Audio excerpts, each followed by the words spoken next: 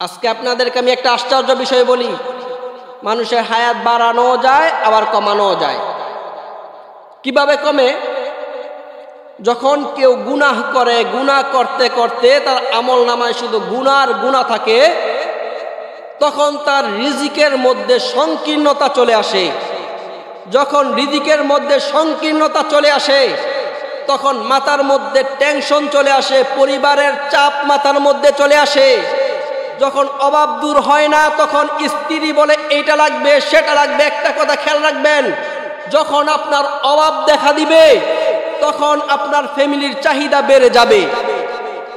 যখন অভাব দেখা দিবে তখন বিভিন্ন রকম চাহিদা, সন্তানের চাহিদা, লেখাপড়ার চাহিদা, স্ত্রীর চাহিদা, মা বাবার চাহিদা, তারপরে ভাই বেরাদার, আত্মীয় স্বজন, সবার চাহিদা বেড়ে যাবে। যখন সবার চাহিদা বেড়ে যাবে তখন আমাদের দরকার পড়ে টাকার। আর যখন এই রিজিকের মধ্যে সংকীর্ণতা চলে আসে, টেনশন অটোমেটিক মাথার মধ্যে যখন চলে আসে, আর সারাক্ষণ চিন্তার মধ্যে ডুবে থাকি, তখন এই চিন্তা থেকে আমাদের তৈরি হয় হাই প্রেশার। এই চিন্তা থেকে অনেকের হয়ে যায় লো প্রেশার।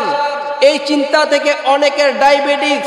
এই চিন্তা থেকে বিভিন্ন প্রকার রোগ, তার নির্ঘুম থেকে নিয়ে এমন রাত্র পার হয়ে যায়, রাতে চোখে ঘুম আসে না। কারণ টেনশন।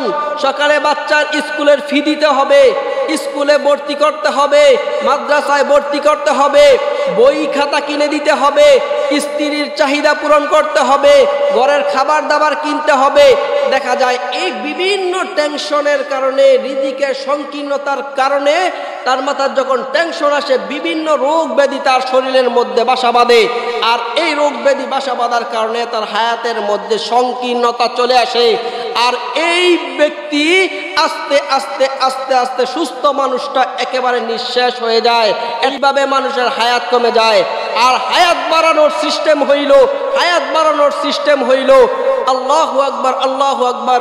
পয়গম্বর সাল্লাল্লাহু আলাইহি ওয়াসাল্লাম হাদিসের মধ্যে বলেন, আল্লাহুম্মা বারিক লানা ফি রজব ওয়া শাবান ওয়া বাল্লিগনা রমাদান।